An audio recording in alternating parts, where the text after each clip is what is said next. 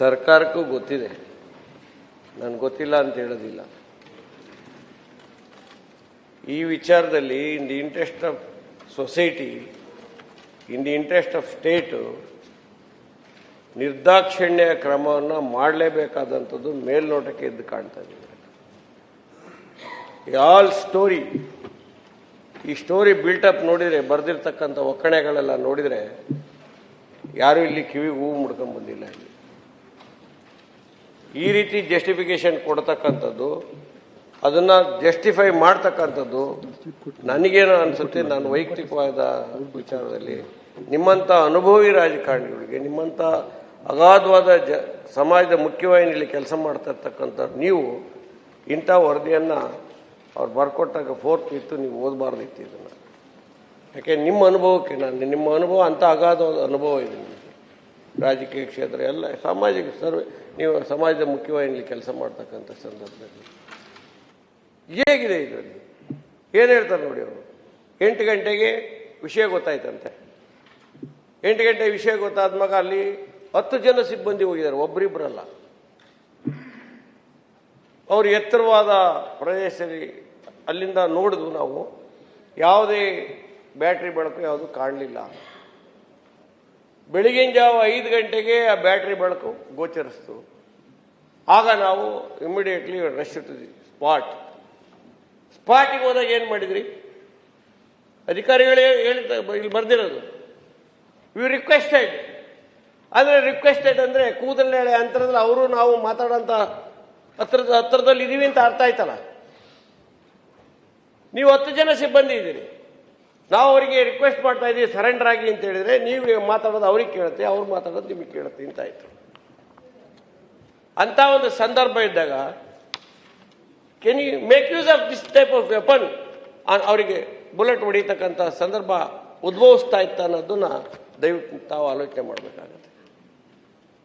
Request ಮಾಡಿದ್ರಿ, ಕೇಳಿಲ್ಲ. ನಿಮ್ಮ ಸಿಬ್ಬಂದಿ ಇತ್ತು, ನಿಮಗೆ ವೈರ್ಲೆಸ್ ಇತ್ತು, ಇನ್ನೊಂದಿತ್ತು, ಇನ್ನೂ ಒಂದಷ್ಟು ಬೆನ್ನು ಹಾಕಿ ಅವ್ರನ್ನ ಜೀವ ಸಹಿತ ಹಾಗೆ ಹಿಡಿಬೋದಿತ್ತಲ್ಲ ನೀವು. Moreover this is a very adjacent to all villages. Just ನಾವು ಶಿವಕುಮಾರ್ ವಾಟ್ಸ್ಆಪ್ ಇದು ಅಡ್ಜಸೆಂಟ್ ವಿಲೇಜಸ್ ಅಲ್ಲಿ ಬಂದಿದ್ದಾರೆ ಅಂತ ನಿಮಗೆ ಗೊತ್ತಿದೆ. ನಾಟ್ ಅವ್ರ ಕಲ್ಪ್ರಿಟ್ಸ್ ಯಾರು ಅಂತೇಳಿ ಇಂಥ ವಿಚಾರ. ಇನ್ನೊಂದು ಬಹಳ ಇಷ್ಟು ದಿನ ಇದೆ ಸ್ವಾಮಿ, ಆ ಮಾಂಸ ಯಾವ ಪ್ರಾಣಿಗೆ ಸೇರಿದ್ದು ಅಂತ ಹೇಳಕ್ಕೆ ನಮ್ಮ ಫಾರೆಸ್ಟ್ ಅಷ್ಟು ಇನ್ನೆಬಿಲಿಟಿನ ಅವ್ರಿಗೆ, ಅಷ್ಟು ನಾಲೆಡ್ಜ್ ಇಲ್ವ ಅವ್ರಿಗೆ? ನನ್ಗೆ ಹೇಳಿ, ನಾನು ಅಲ್ಲಿ ಜೀವನ ಮಾಡಿ ಮಲೆನಾಡಲ್ಲಿ ನಾವು ಕಾಡು ಕುರಿ ಮಾಂಸ ಯಾವುದು, ಈ ಜಿಂಕೆ ಮಾಂಸ ಯಾವುದು, ಹಂದಿ ಮಾಂಸ ಯಾವುದು ಅಂತ ಬೇಕಾದ್ರೆ ನಾವು ಹೇಳ್ತೀವಿ, ನಾವು ತೋರಿಸಿದ್ರೆ ಹೇಳ್ತೀವಿ ನಾವು. ರೇ ಸ್ವಾಮಿ, ಇದೇ ಕಲ್ಪಿಟ್ನ ಇಂಥ ಕಲ್ಪಿಟ್ ಹಿಡಿದಾಗ ನಾನು ಅದೇ ಲಾಯರ್ ಆಗಿ ಕೆಲಸ ಮಾಡಿದ್ದೀನಿ ನಾನು. ನಾನು ನೋಡಿ ಪ್ರೂವ್ ಮಾಡಿದಾಗ ತೋರಿಸಿದಾಗ ನಾನು ನೋಡಿ ಹೇಳಿದೆ, ಐಡೆಂಟಿಫೈ ಮಾಡಿದ್ದೀನಿ. ಆದರೆ ಇವರಿಗೆ ಅಷ್ಟು ಎಕ್ಸ್ಪೀರಿಯನ್ಸ್ ಇರ್ತಕ್ಕಂಥ ಅಧಿಕಾರಿಗಳಿಗೆ ಯಾವ ಮಾಂಸ ಅಂತ ಇವತ್ತವರೆಗೆ ಹೇಳಕ್ ಬರಲಿಲ್ಲ ಅಂತ ಹೇಳಿದ್ರೆ, ಆಯ್ತು ಆ ಮಾಂಸ ಕಡಿದ್ರಲ್ಲ, ಇಷ್ಟು ಸಿಬ್ಬಂದಿ ಇದ್ರಲ್ಲ, ನಿಮಗೆ ಇಷ್ಟೊಂದು ಜನ ಮೆನ್ ಇದ್ರಲ್ಲ, 4 ಫೀಟ್ ಆ ಜಾಗದಲ್ಲಿ ಎಲ್ಲಿ ಸರೌಂಡಿಂಗ್ ಅಲ್ಲಿ ಆ ಇನ್ಸಿಡೆಂಟ್ ಆಯ್ತು, ಆ ಪದದಲ್ಲಿ ಹೇಳ್ದ ಸುತ್ತಮುತ್ತ ಹುಡುಕಿದ್ರೆ ಅದ್ರ ಚರ್ಮ ಸಿಗ್ತಾ ಇರ್ಲಿಲ್ವಾ, ಅದ್ರ ಕುತ್ತಿಗೆ ಸಿಗ್ತಾ ಇರ್ಲಿಲ್ವಾ, ಅದ್ರ ಕಾಲು ಸಿಗ್ತಾ ಇರ್ಲಿಲ್ವಾ? ಇಂಥ ಪ್ರಾಣಿ ಅಂತ ಹೇಳಕ್ಕೆ ಇದರಲ್ಲಿ ಕ್ಲಿಯರ್ ಆಗಿ ಹೇಳ್ತದೆ. ಯಾವುದೋ ಮಾಂಸ ತುಂಬಿ 2 ಚೀಲದಲ್ಲಿ ಹೊತ್ಕೊಂಡ್ಬಂದು ಅವ್ರು ಇಂಥದ್ದು ಮಾಡಿದ್ದಾರೆ ಅಂತ ಹೇಳಕ್ಕೆ ನಾಚಿ ಆಗಲ್ಲ ನಮ್ಮ ಅಧಿಕಾರಿಗಳಿಗೆ. ಸರ್ಕಾರಕ್ಕೆ ಕಪ್ಪು ಮಸಿ ಬೆಳೀತಾ ಇದ್ದಾರೆ ಸಚಿವರೇ, ಸರ್ಕಾರ ಕಪ್ಪು ಮಸಿ ಇದರಿಂದ ಬರಬಾರ್ದು. Woman life very very important. ಅಮಾಯಕರು ಹಳ್ಳಿಯವರು ಹೋಗಿದ್ದಾರೆ ಬಿಡ್ರಿ, ಒಂದು ಶಿಕಾರಿಗೆ ಹೋಗಿದ್ದಾರೆ. ಏನು ಕೆಲವು ಸರಿ ಏನಾಗ್ತದೆ, ನಾನು ಬೆಳೆಗಳು ನಾಶ ಆಗ್ತದೆ ಅಂತ ಸಲ ಹಂದಿ ಹೊಡೆದಿರೋದು ಉಂಟು, ಬೇಕಾದಷ್ಟಾಗಿದೆ. ಹಂದಿ ಹೊಡೆದ್ರೆ ಅಲ್ಲೇ ಉಣ್ಬೇಕು ಅಂತಿದೆ, ಅಲ್ಲೇ ಸುಡಬೇಕು ಅಂತಿದೆ, ನೀವು ತಗೊಂಡೋಗಿ ಉಪಯೋಗ ಹಂಗಿಲ್ಲ ಅಂತ ಸರ್ಕಾರದ ಕಾನೂನಿದೆ. ನಾನು ಯಾಕೆ ಹೇಳ್ತಾ ಇದ್ದೀನಿ, ಇಷ್ಟು ಅಮಾಯಕರು ಇಡೀ ಫ್ಯಾಮಿಲಿ ಅನಾಥ ಆಗಿರ್ತಕ್ಕಂಥ ಸಂದರ್ಭದಲ್ಲಿ ಆ ಕುಟುಂಬದ ರಕ್ಷಣೆಗೆ ಯಾರು ಬರ್ಬೇಕು ಇವತ್ತು? ಯಾರು ಬರ್ಬೇಕು ಸ್ವಾಮಿ? ಅಧಿಕಾರಿಗಳು ಅಂತ ಮುಟ್ಟಾಳ ಅಧಿಕಾರಿಗಳು ಈ ಸರ್ಕಾರದಲ್ಲಿ ಇದ್ರೇನು ಬಿಟ್ರೇನು? ಮಾನವ ಜನ್ಮ ಅವ್ರನ್ನ ಬಲಿ ತಗೊಳ್ತಕ್ಕಂಥ ಅಧಿಕಾರಿಗಳು ಬೇಕಾ ನಮಗೆ? ಅಂತ ಅಧಿಕಾರಿಗಳು 10 ಜನ ಅಧಿಕಾರಿಗಳಿದ್ದಾರೆ ಅಲ್ಲಿ, ಒಬ್ಬರಲ್ಲ ಇಬ್ಬರಲ್ಲ. ಎತ್ತರ ಪ್ರದೇಶ ಇದ್ದಂತೆ ಏನು ಕೋರ್ಟ್ ಎವಿಡೆನ್ಸ್ ಆಯ್ತು, ಕೋರ್ಟ್ ಎವಿಡೆನ್ಸ್ ಕೊಡಕ್ಕೆ ಮನಮರ್ಯಾದಲ್ಲಿ ಹೇಳಕ್ಕೆ ಎತ್ತರ ಪ್ರದೇಶ ಅದಕ್ಕೆ ಎಲ್ಲೆಲ್ಲಿ ಬೇಕು ಆರಿಸಿದ್ರು, ಅದಕ್ಕೋಸ್ಕರ ಇದಾಯ್ತು ಅಂತೇಳಿ ಅಂತ ಆಯ್ತು. Is there any small injuries to your officers? Let show me single injuries to your officers. ಅಷ್ಟೊಂದು ಜನ ಗುಂಡಿನ ದಾಳಿ ಆಗ್ಬೇಕಾರೆ, 10 ಜನ ಗುಂಪಲ್ಲಿ ಇರ್ಬೇಕಾರೆ ಅವ್ರಿಗೆ ಇನ್ಫೈಟ್ ಆದಾಗ ಬೀಳೋದಿಲ್ಲ, ಗುಂಡು ಬೀಳಲ್ಲ. ಅವ್ರದ್ದು ಚೆರೆ ಕೋವಿಗಳು ಯಾರು ಅಲ್ಲಿ ಕಳ್ಕೋವಿ ಇಟ್ಕೊಂಡವ್ರದ್ದು, ಇವ್ರದ್ದು ಒರಿಜಿನಲ್ ಕೋವಿ ಗುಂಡಿನ ಕೋವಿ ಇವ್ರದ್ದು. ಇವ್ರು ಚೆರೆ ಕೋವಿ ಯೂಸ್ ಮಾಡಲ್ಲ ಈ ನಮ್ಮ ಅಧಿಕಾರಿಗಳು. ಗುಂಡೆ ಇರೋ ಬುಲೆಟೇ ಇವ್ರದ್ದು. ಚೆರೆ ಕೋವಿ ಹಾಕಿರ್ತಾರೆ, ಅಕ್ಕಿ ಪಕ್ಷಿ ಸಣ್ಣ ಪಣ್ಣ ಪ್ರಾಣಿ ಹೊಡಿಕಿಡೋದು. ಆ ಚೆರೆ ಕೋವಿ ಡಿಸ್ಟ್ರಿಬ್ಯೂಷನ್ ಆದರೆ ಇನ್ನು ಹೆಚ್ಚು ಕಮ್ಮಿ 30-40 ಅಡಿ ಡಿಸ್ಟ್ರಿಬ್ಯೂಷನ್ ಆಗುತ್ತೆ. ಆ 30-40 ಅಡಿ ಡಿಸ್ಟ್ರಿಬ್ಯೂಷನ್ ಆಗ್ಬೇಕಾದ್ರೆ 10 ಜನ ಅಧಿಕಾರಿ ಒಬ್ಬನೇ ಯಾರು ಗುಂಡು ಬೀಳ್ಬೇಕಲ್ರಿ? ಇನ್ ಆಂಟಿಸಿಪೇಷನ್ ಹೊಡೆದ್ರು, ಅದಕ್ಕೋಸ್ಕರ ನಮ್ಮ ಪ್ರಾಣ ರಕ್ಷಣೆ ಹೊಡೆದು ಅಂತ ಇಲ್ಲಿ ಬರೆದ್ಬಿಟ್ಟು ಆಲ್ರೆಡಿ ಇವಾಗ ಏನು ವರ್ಡಿಕ್ಟ್ ಹೇಳಿ ಏನು ಹೇಳಿದಿರಿ ಇದರಲ್ಲಿ? ನಮ್ಮ ಅಧಿಕಾರಿಗಳು ಏನು ತಪ್ಪಿಲ್ಲ, ನಿಮ್ಮ ಮತ್ತೆ ಉಂಸಕ್ಕೆ ಎನ್ಕ್ವೈರಿ ಮಾಡೋದು. ನೀವು ಏನು ಎನ್ಕ್ವೈರಿ ಮಾಡ್ತಾರೆ ಸ್ವಾಮಿಲಿ? ರಕ್ಷಿಸಿಕೊಳ್ಳಲು ಪ್ರತಿದಾಳಿ ನಡೆಸುತ್ತಾರೆ ಹೊರತು ಉದ್ದೇಶಪೂರ್ವಕ ತಾವಾಗಿ ಅವರ ಮೇಲೆ ನಾಳೆ ನಡೆಸಿರುವುದಿಲ್ಲ ಅಂತ ಈ ರಿಪೋರ್ಟ್ ಕೊಟ್ಟ ಮೇಲೆ ಇನ್ನೆಲ್ಲರಿ ನ್ಯಾಯ ಸಿಗುತ್ತೆ ನಮ್ಮ ಜನಕ್ಕೆ? ಇನ್ಯಾವ ಫಾರೆಸ್ಟ್ ಟೆಲರ್ಸು ಅಕ್ಕಪಕ್ಕ ಫಾರೆಸ್ಟ್ ಅಲ್ಲಿ ಹಳ್ಳಿಗಳ ಜನ ಇನ್ನು ಯಾವ ಧೈರ್ಯದಲ್ಲಿ ಅರಣ್ಯದಲ್ಲಿ ಹೋಗ್ತಾರೆ? ಹೊಂಗೆಕಾಯಿ ಬೀಜ ಹಾಯಕ್ಕೆ ಹೋಗ್ತಾರೆ, ಬೇವಿನ ಬೀಜ ಹಾಯಕ್ಕೆ ಹೋಗ್ತಾರೆ, ಫಾರೆಸ್ಟ್ ಉತ್ಪನ್ನಗಳಿಂದ ತಗೊಂಡು ಅದ್ರಲ್ಲಿ ಜೀವನ ಮಾಡತಕ್ಕಂಥ ಲಕ್ಷಾಂತರ ಮಂದಿ ಇವತ್ತು ಬಡವರು ಇದ್ದಾರೆ. ಇವತ್ತು ಆ ಬಡವರ ರಕ್ಷಣೆ ನಾಳೆ ಬೆಳಗ್ಗೆ ನೀವು ಫೋರ್ತ್ ವಿತ್ ಅವರಿಗೆ BNS 103 ಕೇಸ್ ಹಾಕಿದ್ರಿ, FIR ಹಾಕಿದ್ರಿ. ಇಷ್ಟು ದಿನ ಬೇಕಾ ಅವ್ರು ಏನು ಮಾಡಿದ್ದಾರೆ ಅಂತ ಹೇಳಕ್ಕೆ? 103 ಹಾಕಿದ ಮೇಲೆ ಫೋರ್ತ್ ವಿತ್ ಅವ್ರು ಅರೆಸ್ಟ್ ಮಾಡಿ ಜೈಲಿಗೆ ಕಳಿಸ್ಬೇಕು ಅಧಿಕಾರಿಗಳನ್ನ. ಮೇಬಿ ಇಷ್ಟ ಅಧಿಕಾರ ನೀವು ಅಧಿಕಾರಿಗಳಿಗೆ ಅವರಿಗೆ ಗುಂಡಾರ್ಥ ಕೊಟ್ಟಿದ್ದೀರ ನೀವು. ಮಾನವ ಜನ್ಮಕ್ಕೆ ಬೆಲೆ ಇಲ್ವಾ ಇವತ್ತು? ಹಳ್ಳಿಗಾಡಿನ ಬದುಕಿನ ಜನರ ರೈತರ ಬದುಕಿಗೆ ಬೆಲೆ ಇಲ್ವೇನ್ರಿ? ದನ ಕೂರಿ ಕಟ್ಕೊಂಡು ಕಾಡಲ್ಲಿ ಓಡಾಡದೆ ಮತ್ತೆಲ್ಲರೂ ಓಡಾಡ್ಬೇಕು ಅವನು. ಸಾವಿರಾರು ಹಳ್ಳಿಗಳು ಅಡ್ಜಸ್ಟೆಡ್ ವಿಲೇಜ್ ಅಡ್ಜಸ್ಟೆಡ್ಗೆ ನಮ್ಮ ಇರ್ತಕ್ಕಂಥ ವೈಲ್ಡ್ ಲೈಫ್ಗೆ ಅಡ್ಜಸ್ಟೆಡ್ ಭದ್ರಾ ಬನ್ನಿ ಅಭಯಾರಣ್ಯದಲ್ಲಿ ಫಾರೆಸ್ಟ್ ಅಡ್ಜಸ್ಟೆಡ್ ಮನೆ ಕಟ್ಕೊಂಡಿದ್ದಾರೆ. ಫಾರೆಸ್ಟ್ ಒಳಗೆ ಮನೆ ಇದೆ. ಏನ್ ಮಾಡ್ಬೇಕು ಅವರು? ನಾವು ಕೋವಿ ಲೈಸೆನ್ಸ್ ಹೋಗಿ ಇಟ್ಕೊಂಡು ಯಾರು ತೋಟ ಇಟ್ಟರು ಅವರೆಲ್ಲ ಲೈಸೆನ್ಸ್ ಹೋಗಿತ್ತು ಹೆಗಲ ಮೇಲೆ ಇಟ್ಕೊಂಡೇ ಹೋಗೋದಲ್ಲಿ.